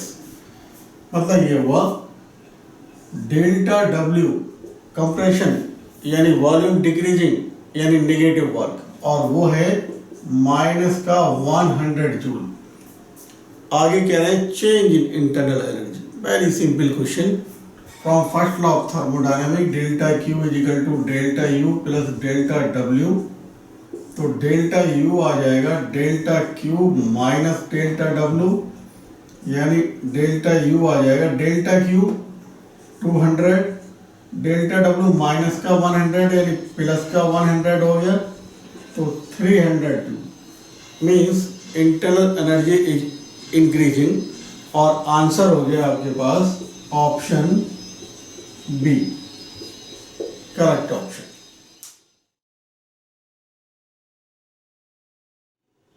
Question number 30 बोला जा रहा है perfect gas at 27 degree centigrade is heated at constant pressure so as to triple its volume the temperature of the gas will be. Initially मान लीजिए gas का volume B है और वो 3 भी हो गया प्रेशर को कांस्टेंट रखते हुए, और 27 डिग्री सेंटीग्रेड टेम्परेचर है इनिशियल, और अब फाइनल टेम्परेचर कितना है ये हमसे पूछा जा रहा है। प्रेशर कांस्टेंट है, obviously V upon T equal to constant कहेंगे 3V अपॉन टी, और V अपॉन 27 यानी 300 केल्विन, V से V कैंसिल तो T आ जाएगा 900 केल्विन। सेंटीग्रेड में निकालेंगे तो 273 माइनस कर दें यानी 900 माइनस 273 तो T आ गया 627 डिग्री सेंटीग्रेड। ऑप्शन सी करेक्ट, ऑप्शन सी करेक्ट।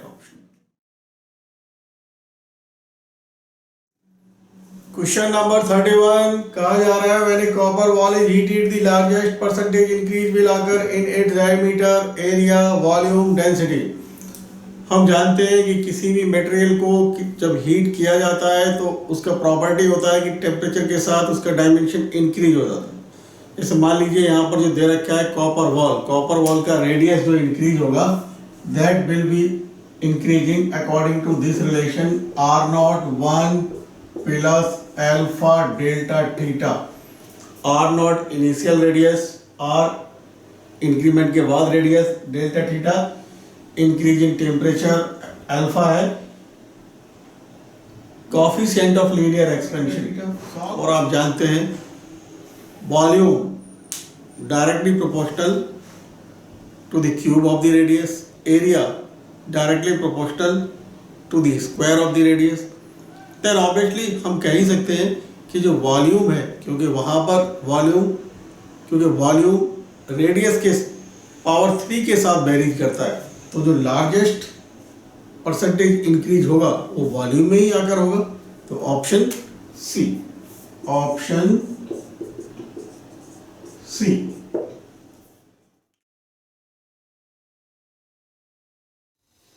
क्वेश्चन 32 में कहते हैं For a particle of purely rotating body V is equal to R omega, so correct relation will be, हमें दिया गया है V is equal to R omega और omega हम निकालेंगे तो V upon R।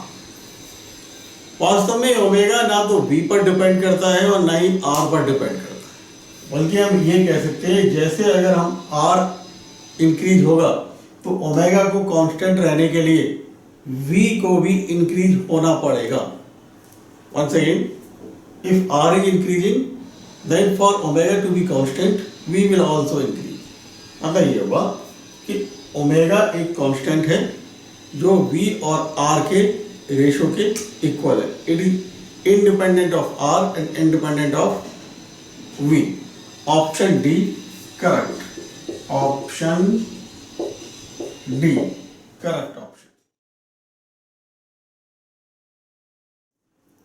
Question number 33 में हमें 2 रिंग्स दे रखे हैं, दोनों का मास सेम है, दोनों का रेडियस सेम है, मास m और रेडियस r, और उन दोनों को इस तरीके से अरेंज किया गया कि दोनों का सेंटर एक ही पॉइंट पर है और दोनों के प्लेन एक दूसरे के परपेंडिकुलर है। अब इन्होंने हमसे कहा है the moment of inertia of the system about an axis passing through the centre and perpendicular to plane of one of the rings.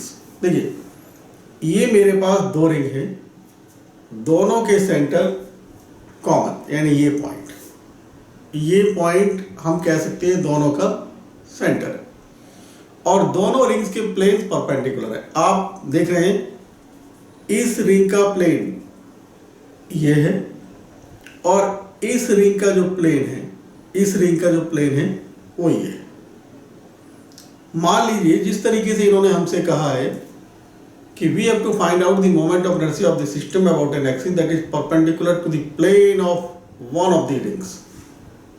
इस वाले रिंग का प्लेन है ये अगर मैं एक्सिस मान लूं ये, तो आप जो मैं इस पेन का कैप दिखा रहे हैं, एक कैप एक्सिस है, तो ये कैप इस वाले जो ये वाला रिंग है इसका जो प्लेन है वो ये उसके परपेंडिकुलर हो गया, और ये कैप इस रिंग के लिए डायमीटर। मतलब ये हुआ कि हम कह सकते हैं कि सिस्टम का मोमेंट ऑफ इनर्शिया एक रिंग का डायमीटर के अबाउट मोमेंट ऑफ इनर्शिया, और दूसरे रिंग के लिए एक ऐसा एक्सिस जो उसके सेंटर से पास होता हो और उसके प्लेन के परपेंडिकुलर। आप बहुत आसानी से अब कर सकते हैं। आप जानते हैं moment of inertia of a ring about an axis passing through centre and perpendicular to plane is mr square, and moment of inertia of the ring about any diameter is 1/2 mr square। दोनों का सम कर दें, total moment of inertia आपको मिल जाएगा। Obviously 3/2 mr square। Option सी correct option.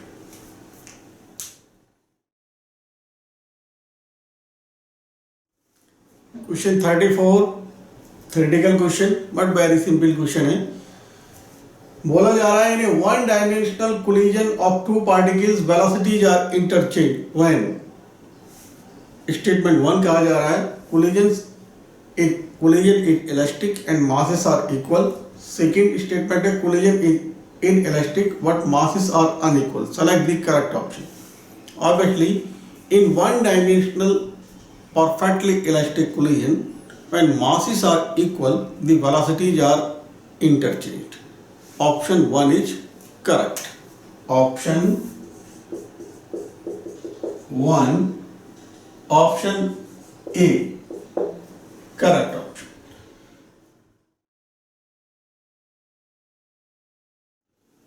Question 35 में हमको बोला जा रहा है कोई भी एक प्रोजेक्टाइल है जो v0 वेलोसिटी से थ्रो किया गया है 60 डिग्री के एंगल पर हॉरिजॉन्टल से, और at the highest point of its trajectory this projectile explodes into 3 equal fragments.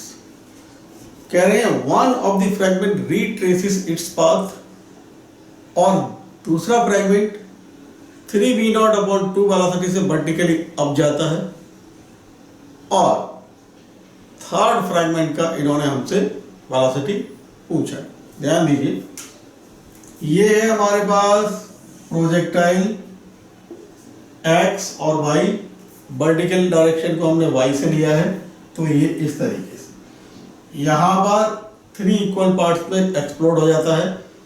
मान लिया जो पार्टिकल प्रोजेक्टाइल है उसका मास 3m है, और हाईएस्ट पॉइंट पर आप जान रहे हैं projectile has only horizontal component of velocity, तो हम यहाँ obviously momentum conservation law apply करेंगे।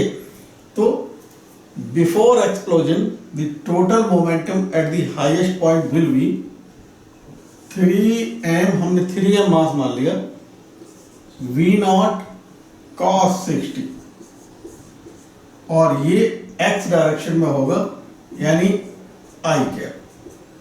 और ये किसके इक्वल होना चाहिए? जो 3 फ्रैगमेंट्स हमको मिले हैं एक्सप्लोजन के बाद उनके टोटल मोमेंटम के इक्वल, यानी वेक्टर सम। तो इन्होंने कहा वन ऑफ द पार्टिकल, क्योंकि 3 इक्वल मासेस में डिवाइड हुआ है तो मास हो जाएगी तीनों पार्टिकल्स के m। एक पार्टिकल पाथ को रिट्रेस कर रहा है यानी उसकी वेलोसिटी माइनस का v0 cos 60, यानी माइनस का नेगेटिव डायरेक्शन में होगा, तो उसका मोमेंटम आ जाएगा माइनस का m v0 cos 60, और ये i कैप, माइनस का i कैप कह लें। एक इन्होंने कहा है 3v0/2 वेलोसिटी से वर्टिकली अप चलता है, तो वर्टिकली अप डायरेक्शन y, तो ये आ जाएगा m 3v0/2 j कैप, और जो थर्ड पार्टिकल है उसका वेलोसिटी हमें चाहिए, तो उसका मोमेंटम हमने मान लिया m, मास तो m ही आएगा, वेलोसिटी हमने उसका u मान लिया, तो m u वेक्टर। cos 60 का वैल्यू 1/2 आप जानते ही हैं, तो ये आएगा 3/2 एम बी नॉट, क्योंकि cos 60 का वैल्यू 1/2 लगा दिया, और ये आई कैप ये भी इधर आ जाएगा प्लस का एम बी नॉट अपॉन 2 आई कैप, और इसको भी इधर ले आइए माइनस का 3/2 m B naught j cap is equal to m u vector. 3/2 m B naught i cap plus का 1/2 m B naught i cap, तो एम से एम आप देख रहे हैं कैंसिल हो जाएगा, और ये आपको यहां लिख देते हैं यू वेक्टर मिलेगा 3/2 वी नॉट प्लस 1/2 यानी 2 बी नॉट आई कैप और माइनस का 3/2 v naught j cap. Magnitude देख लेते हैं 4 v naught square plus 9/4 v naught square, तो ये आएगा 16 v naught square plus 9 v naught square upon 4 यानी 25 बी नॉट स्क्वायर अपॉन 4, यानी मैं डायरेक्ट लिख देता हूं 5/2 बी बी करेक्ट।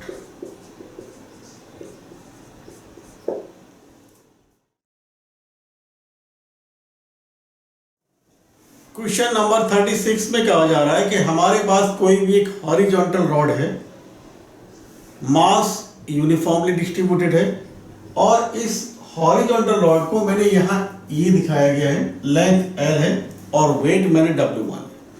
इस हॉरिजॉन्टल रॉड को एक बॉय और एक मैन कैरी करते हैं such that the rod is horizontal. आगे कह रहे हैं बॉय पर जो लोड आता है वो रॉड के वेट का W/4, यानी यहां पर हम कहें नॉर्मल रिएक्शन R1 कह लें, दैट इज W/4।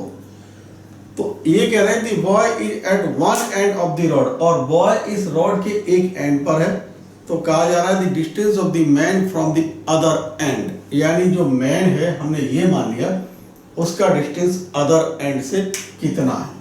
तो मान लिया अदर एंड से मैन का डिस्टेंस x है, आप देख रहे हैं ये L/2 के इक्वल होगा, और ये इतना L/2 के इक्वल, तो ये हो जाएगा L/2 माइनस का x। This rod obviously is in equilibrium, यानी रोटेशनल इक्विलिब्रियम में रॉड है, तो मतलब ये हुआ अगर हम इसके अबाउट या इसके अबाउट या किसी के भी अबाउट हम टॉर्क निकालें, तो रिजल्टेंट टॉर्क जितने भी फोर्सेस लग रहे हैं उन सब का रिजल्टेंट टॉर्क 0 आना चाहिए। मैं यहाँ पर क्या करता हूँ कि यहाँ हम टॉर्क मान ले इसके अबाउट निकालते हैं, इसके अबाउट मान लिया हमने यहाँ नॉर्मल रिएक्शन R2 है, और हम R2 के अबाउट जो फोर्सेस हैं, या हम कहें इस पॉइंट के अबाउट जो फोर्सेस हैं उनके टॉर्क निकालेंगे। तो ध्यान से समझिए, इस पॉइंट के अबाउट R2 का जो टॉर्क होगा वो 0 ही होगा, क्योंकि R2 itself is passing through this point.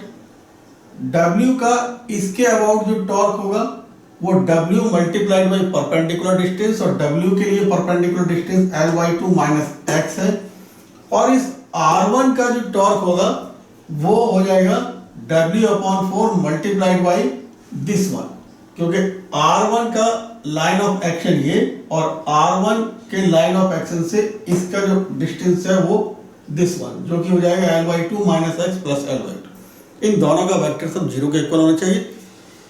Obviously इस R1 का जो टॉर्क होगा वो एंटी क्लॉकवाइज, और W का जो टॉर्क होगा वो क्लॉकवाइज, यानी W का टॉर्क क्लॉकवाइज मींस निगेटिव आएगा, और R1 का torque anti clockwise means positive आएगा।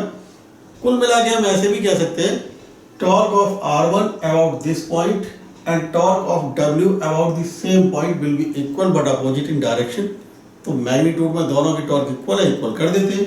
तो इसका टॉर्क इसके अबाउट आएगा W, और ये L/2 माइनस का x इज इक्वल टू इसका इसके अबाउट टॉर्क आएगा R1 और R1 है W/4 और ये आएगा Ly2 प्लस Ly2 माइनस का x, W से W कैंसिल, क्रॉस मल्टीप्लाई कर ले तो ये आ जाएगा 2L माइनस का 4x और ये आ जाएगा L माइनस का x।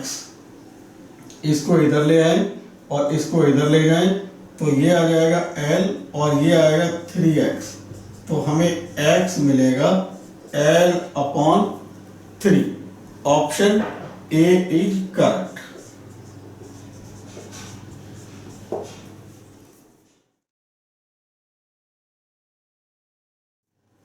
क्वेश्चन 37 में हमसे कहा जा रहा है body constraint to move in the y direction is subjected to a force F is equal to minus का 2y cap plus 15j cap plus 6k cap newton. बोला जा रहा है work done by this force in moving the body through a distance of 10 meter along the y-axis. Body is constrained to move only in y direction. और हम जानते हैं work done by the definition of work done is equal to force multiplied by displacement in the direction of force. या उल्टा कह लें work done is equal to displacement multiplied by component of force in the direction of displacement, क्योंकि ये direct जो displacement है वो Y direction में ही पॉसिबल है। हालांकि फोर्स तो आपका एक्स, वाई और जेड तीनों ही डायरेक्शन में है, लेकिन जो डिस्प्लेसमेंट है वो वाई डायरेक्शन में ही है 10 मीटर। तो मतलब ये हुआ हम यहाँ पर वर्क डन कहेंगे displacement multiplied by component of force in the direction of displacement. तो डिस्प्लेसमेंट है 10 मीटर और component of force in the direction of displacement is 15 newton. तो आंसर आ जाएगा 150 जूल। Option B correct.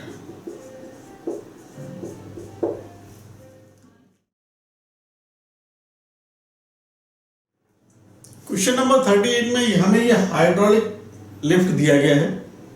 इधर का पाइप और इधर के पाइप की जो रेडियाई है उनके रेशियो हमको 1/2 दे रखे हैं। जिसका डायमीटर ज्यादा है उधर कैपिटल M मास रख दिया गया और इसी कैपिटल M मास को हमें लिफ्ट करना है। और उसको लिफ्ट करने के लिए इधर small f force vertically down and नीचे की तरफ अप्लाई किया गया, तो हमें स्मॉल f का वैल्यू फाइंड आउट करना है। ऑब्वियसली हम जानते हैं कि लिफ्ट यानी hydraulic lift works on the principle of Pascal's law, यानी इधर का प्रेशर और इधर का प्रेशर इक्वल होने चाहिए। इधर आएगा F/πr1² प्रेशर और इधर क्योंकि हमें m मास को लिफ्ट करना है, वेट हो गया mg, तो ऐसे कह लें mg वेट को ही हमें ऊपर की तरफ लिफ्ट करना है, तो mg/πr2²।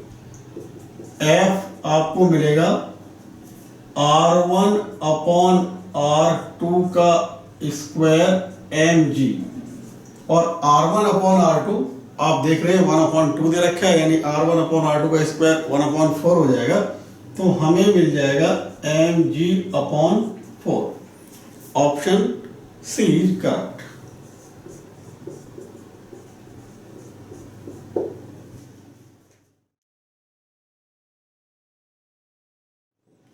क्वेश्चन 39 में हमको दिया गया है A and B two liquids. A and B two liquids हमें दिए गए हैं। इसका टेम्परेचर 30 डिग्री सेंटीग्रेड और इसका टेम्परेचर 20 डिग्री सेंटीग्रेड। इनका कहना है when mixed in equal masses, दोनों के इक्वल मासेस को मिक्स कर दिया गया तो जो मिक्सचर बन के आया उसका टेम्परेचर था 26 डिग्री सेंटीग्रेड। बोला जा रहा है their specific heats are in the ratio, तो obviously this one is at higher temperature and this one is at lower temperature. This will reject the heat and it will gain the heat.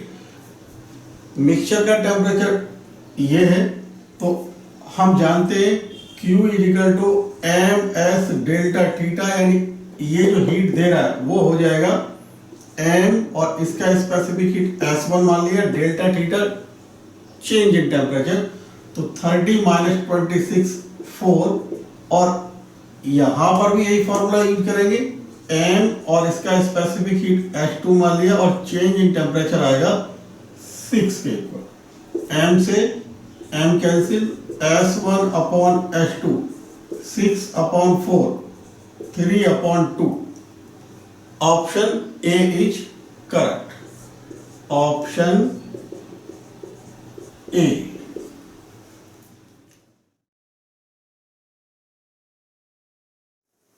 Question number 40 में हमसे कहा जा रहा है किसी भी stone को u स्पीड के साथ और हॉरिजॉन्टल के साथ 45 का एंगल बनाते हुए थ्रो किया गया है, और ये स्टोन एक ऐसे पॉइंट को हिट करेगा जिस पॉइंट का हाइट 50 मीटर है और जो थ्रोइंग पॉइंट से हॉरिजॉन्टली 100 मीटर की डिस्टेंस पर है। तो हमें स्पीड, यानी जिस स्पीड से उसको थ्रो किया गया है वो फाइंड आउट करना है। मान लीजिए ये हम कह सकते हैं कि ये इस तरीके से, let this is the point, और ये ऐसे हमको हिट करने के लिए बोला जाए। ये पॉइंट 50 मीटर के हाइट पर है और ये हॉरिजॉन्टल डिस्टेंस 100 मीटर है, और स्पीड u और ये 45 degree. Horizontal component u cos 45 यानी ux आ जाएगा, u cos 45 यानी u अपॉन रूट 2, और ये vertical component u by v u sin 45 यानी u अपॉन रूट 2 आ जाएगा। हमें फाइंड आउट करना है u का वैल्यू। ध्यान दीजिए, यहां से o से a तक हॉरिजॉन्टल मोशन, और हॉरिजॉन्टल मोशन में हम जानते हैं वेलोसिटी रिमेन कांस्टेंट, यानी u upon root 2 will remain constant, यानी हम सिंपली कहेंगे x equal to u x t plus 1 upon 2 a x t square, x है 100 u x u upon root 2 और ये t, ए एक्स 0 है क्योंकि वेलोसिटी कांस्टेंट है, तो ये टर्म हो जाएगा 0, और यहाँ से t आपको मिलेगा 100 root 2 upon u. Now vertical motion के लिए देखते हैं। वर्टिकल मोशन आप जान रहे हैं y is equal to u by t plus 1 upon 2 a by t square, by है 50 और u by u upon root 2, और t यहां से 100 root 2 upon u minus 1 upon 2, minus क्यों? क्योंकि ए वाई का वैल्यू माइनस जी, तो ए वाई की जगह माइनस जी लिख दिए और टी की जगह ये यूज कर लेते हैं 100 into 100 multiplied by 2 divided by you. 2 से रूट 2 कैंसिल, यू से यू कैंसिल, तो ये आपको मिलेगा 50 इजिकल टू 100 माइनस 2 से 2 कैंसिल, और ये g इंटू 100 का स्क्वायर अपॉन यू स्क्वायर, ये सब इधर ले आए और ये सब इधर कर ले लें, तो आपको मिलेगा 100 square g upon u square is equal to 50। 100 minus 50 यानी 50, तो यहाँ से हम u स्क्वायर निकाल सकते हैं। u स्क्वायर आपको मिलेगा 100 का स्क्वायर मल्टीप्लाइड बाई g की वैल्यू 10 यूज कर लेते हैं, 10 अपॉन 50, और ये 0 से 0 कैंसिल, तो हम देख रहे हैं यहां से हमें u आ जाएगा 100 अपॉन रूट 5। हम क्या करते हैं, रूट 5 से डिवाइड और √5 से मल्टीप्लाई, तो नीचे आप देख रहे हो 5 हो जाएगा और ये 20, तो आपको मिलता है 20√5। ऑप्शन सी करेक्ट, ऑप्शन सी करेक्ट ऑप्शन।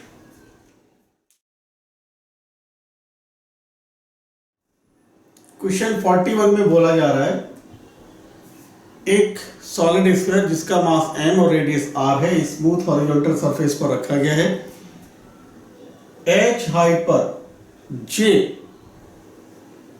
इंपल्स से हिट किया जाता है। तो हमसे पूछा जा रहा है then the value of h and speed of centre of mass. Impulse आप जानते हैं चेंज इन मोमेंटम, और बेसिकली इनिशियल वेलोसिटी तो जीरो ही है क्योंकि रेस्ट में है। मान लीजिए फाइनल वेलोसिटी v हो जाती है जो हमें फाइंड आउट करना है, तो हमें यहाँ वही इंपल्स आप जानते हैं j equal to change in momentum यानी final momentum minus initial momentum, initially क्योंकि रेस्ट पर है तो जीरो, तो v आ जाएगा j/m। जो j इंपल्स दिया गया है, मान लेते हैं कि उसके corresponding impulsive force F apply किया गया है, तो इस F का हम टॉर्क निकालें, और वो टॉर्क आप जानते हैं, टॉर्क को हम I अल्फा के इक्वल लिख सकते हैं। अल्फा आप जान रहे हैं एंगुलर एक्सेलरेशन, सॉलिड स्फीयर के लिए I यानी मोमेंट ऑफ इनर्शिया 2/5 mr², और अल्फा A/r, A का मतलब एक्सेलरेशन, और आप जानते हैं कि A इक्वल टू होता है R अल्फा, तो अल्फा की जगह A/r, R से R कैंसिल, और टॉर्क हो जाएगा F यानी impulsive force multiplied by height, तो हमें मिलेगा 2/5 mRA। F को आप लिख सकते हो ma, और ये H equal to 2/5 mRA। A से A कैंसिल और M से M कैंसिल, तो आपको H मिलेगा 2/5 R। Option A is correct, H की वैल्यू 2/5 R और V का वैल्यू j/m, तो हम कह सकते हैं ऑप्शन ए करेक्ट ऑप्शन।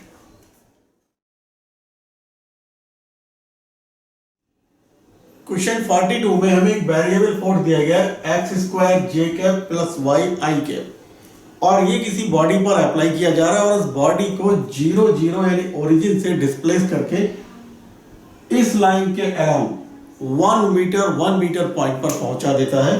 और ये बोल रखा है इन्होंने कि body is moving around this line y equal to x। तो हमसे पूछा जा रहा है कि टोटल वर्क डन कितना होगा। देखिए हम देख रहे हैं कि ये एक वेरिएबल फोर्स है, और आप जानते हैं वर्क डन हम कह सकते हैं यहाँ पर F डॉट dr, यानी F का वैल्यू है x² j plus y i dot dx i dy j। तो वर्क डन हमको मिल जाएगा x²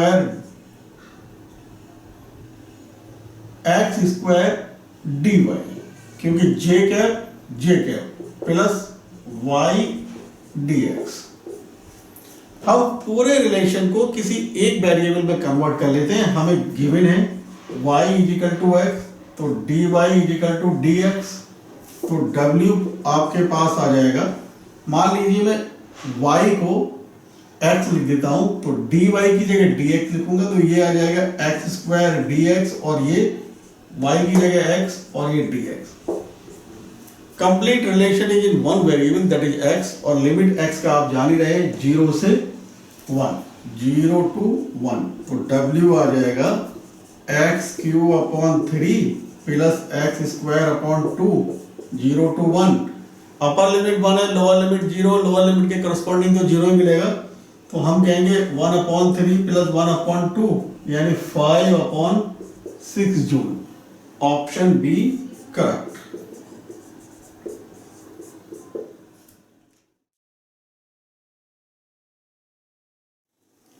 क्वेश्चन 43 में हमें two capacitors are given, one is this one and another is this one.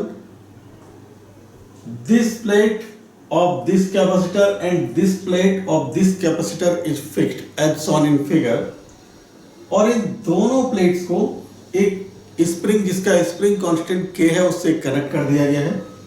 इस पर माइनस चार्ज, इस पर प्लस चार्ज, और बैठे इन दोनों के बीच में अट्रैक्टिव फोर्स लगेगा। इस पर प्लस चार्ज, इस पर माइनस चार्ज, दोनों के बीच में अट्रैक्टिव फोर्स लगेगा। ये और ये फिक्स्ड है तो ये इसको अट्रैक्ट करेगा इधर की तरफ और ये इसको अट्रैक्ट करेगा इधर की तरफ, और बैठे ये इधर की तरफ मोशन करेगा, ये इधर की तरफ मोशन करेगा, तो स्प्रिंग में एक्सटेंशन आएगा। तो स्प्रिंग में कितना एक्सटेंशन आ रहा है वो हमसे पूछा जा रहा है। वेरी सिंपल क्वेश्चन, आप जान रहे हैं force of attraction is given by, in case of parallel plate capacitor, F is equal to Q square upon 2A epsilon naught। इसी फोर्स को हम स्प्रिंग फोर्स के इक्वल कर देते हैं, तो kx, तो x आ जाएगा Q square upon 2A epsilon naught K। Option a correct.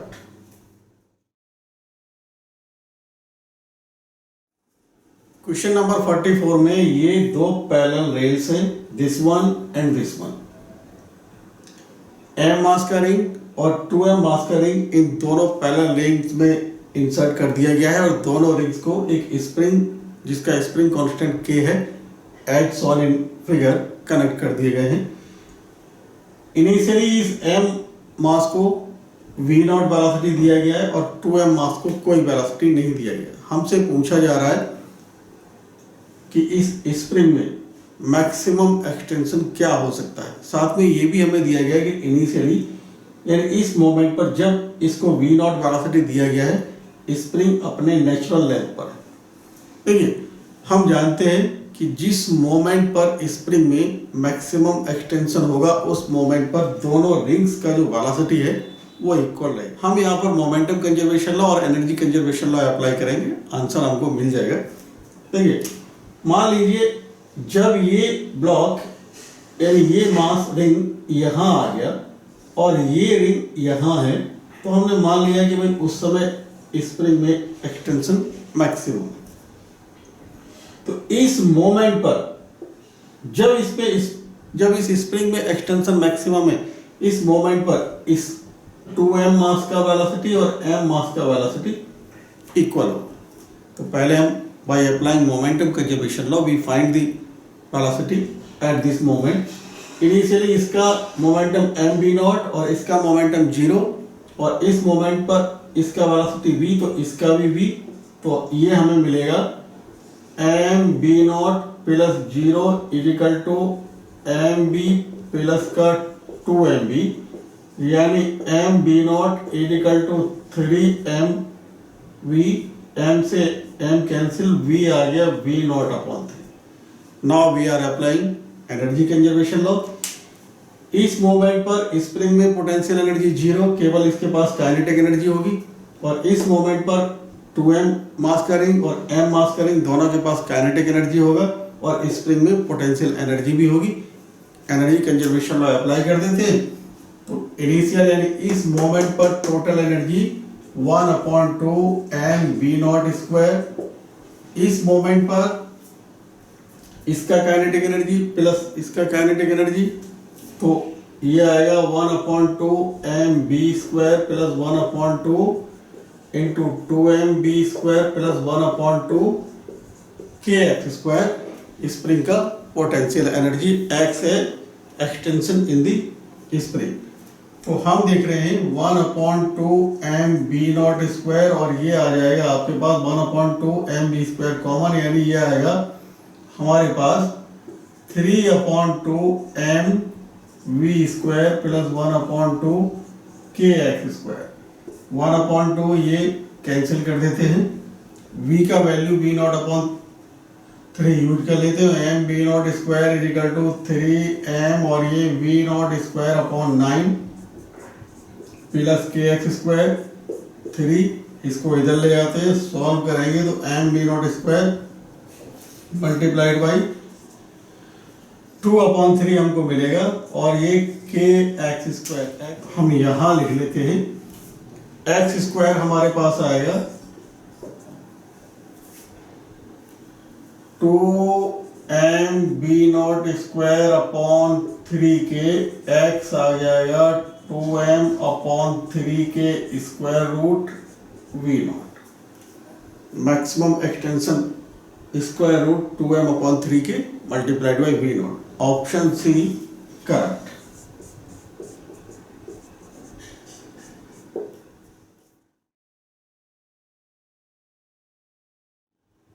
Question number 45, ये हमें कोई भी एक सॉलिड सिलेंडर ग्लास का दिया गया है जिसका रिफ्रैक्टिव इंडेक्स इन्होंने 2/√3 दिया है। Dotted line represent the axis of the solid glass cylinder और यहाँ पर कोई ray of light theta angle पर एंटर कर रहा है। इनका कहना है कि थीटा की वैल्यू क्या हो जिससे कि जब ये लाइट यहाँ पर पहुंचे तो ये ग्रेज करती हुई निकल जाए।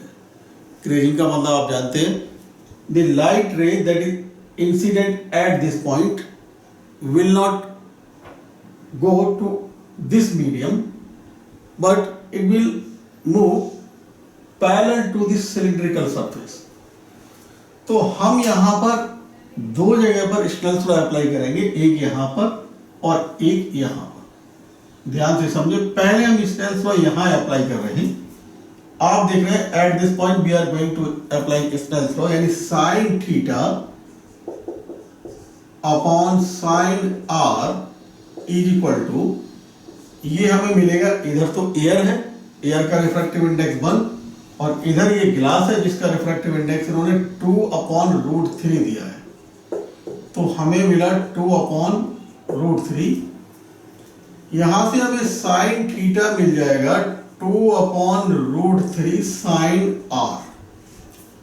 हम देख रहे हैं इस ट्रायंगल में दिस और दिस, ये एंगल 90 का और ऑब्वियसली ये नॉर्मल है, तो ये एंगल हम इजीली फाइंड आउट कर सकते हैं।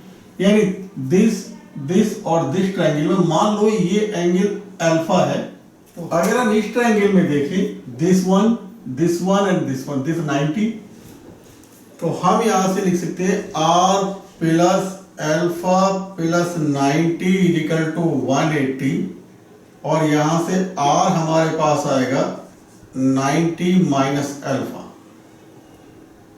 हम दोनों ओर साइन ले लें तो sine r equal to sine 90 minus alpha और ये हमें मिल जाएगा cos alpha. Now we apply Snell's law at this point. तो ये हमें इस पॉइंट पर जब स्नेल्स लॉ अप्लाई करेंगे तो sine alpha upon sine 90 is equal to 2/√3 और ये 1, यानी ये आएगा √3/2, यानी हमें यहां से मिल गया sine alpha is equal to √3/2। हमें चाहिए साइन आर और साइन आर कॉज अल्फा के इक्वल है। कॉज अल्फा हम यहां से निकाल सकते हैं। आप जानते हैं sine square alpha plus cos square alpha is equal to 1। तो मैं अगर यहाँ पे निकालूं कॉज स्क्वायर अल्फा मुझे मिलेगा 1 माइनस साइन स्क्वायर अल्फा, यानी 3/4 1/4, तो कॉज अल्फा मेरे पास आएगा 1/2। कॉज अल्फा 1/2 यानी साइन आर के इक्वल है, तो साइन आर भी हमारे पास 1/2 हो गया। मतलब साइन आर आपको मिल गया 1/2। इस साइन आर का वैल्यू हम यहाँ यूज कर लेते हैं, तो साइन थीटा आपको मिल जाएगा 2/√3 मल्टीप्लाइड बाई 1/2, 2 से 2 कैंसिल, तो थीटा आएगा sine inverse 1/√3। Option D correct. Option D. अगर हम क्वेश्चन पेपर्स के डिटेल्ड एनालिसिस की बात करते हैं तो जैसा मुझे लगता है 4 questions a little bit tough थे, लेकिन बहुत टफ नहीं, थोड़ा सा भी ब्रेन अप्लाई करेंगे तो आप इजीली कर सकते हैं। और 27 क्वेश्चंस मीडियम नेचर के थे और 14 क्वेश्चंस वेरी सिंपल क्वेश्चन थे। ध्यान दें, मोस्ट ऑफ दी क्वेश्चन जो हम मीडियम या सिंपल क्वेश्चंस कह रहे हैं उनमें से अधिकतर क्वेश्चन फॉर्मूला बेस्ड क्वेश्चन थे, कोई बहुत ज़्यादा ब्रेन अप्लाई करने की ज़रूरत नहीं थी।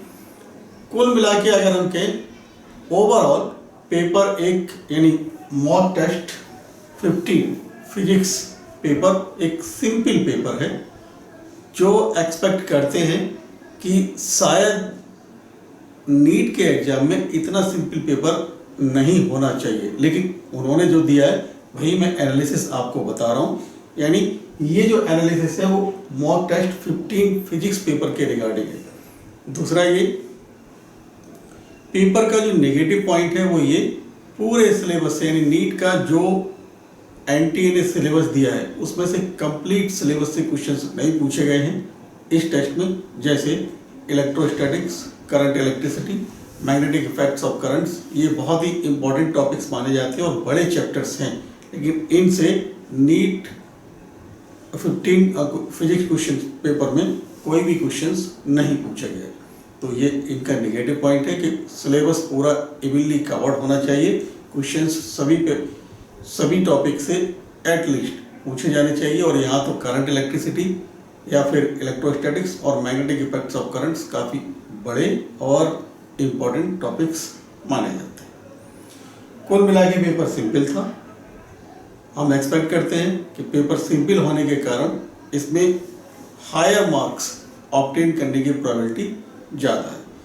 इस जो पेपर था, पेपर का जो लेवल है उसमें कोई भी students easily out of 150 marks easily पा सकता है। अगर किसी स्टूडेंट ने अच्छी तरीके से मेहनत किया है तो 150 marks, more than 150 marks out of 180 can be obtained easily. Okay, thank you. Please subscribe my channel Physiup academy.